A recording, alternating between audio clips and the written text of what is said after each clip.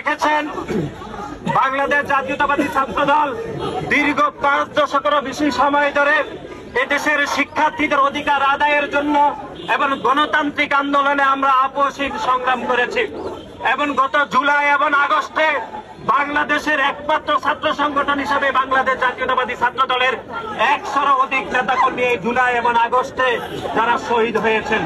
কিন্তু তার পরবর্তী সময়ে আমরা দেখছি বাংলাদেশ জাতীয়তাবাদী ছাত্র দলের এই গণতান্ত্রিক যাত্রাকে ব্যাহত করার জন্য বাংলাদেশ জাতীয়তাবাদী ছাত্র দলের নেতাকর্মীদেরকে টার্গেট করে হত্যাকাণ্ডের শিকার করা হচ্ছে। এবং গতকাল যে সাম্যকে হত্যা করা হয়েছে, এর আগে বেসরকারি বিশ্ববিদ্যালয় ছাত্র দলের পারভেজকে হত্যা করা হয়েছে, দুইটি হত্যাকাণ্ডের ধরন কিন্তু একই, যে ছুরিকাঘাত করে তাদেরকে হত্যা করা হয়েছে।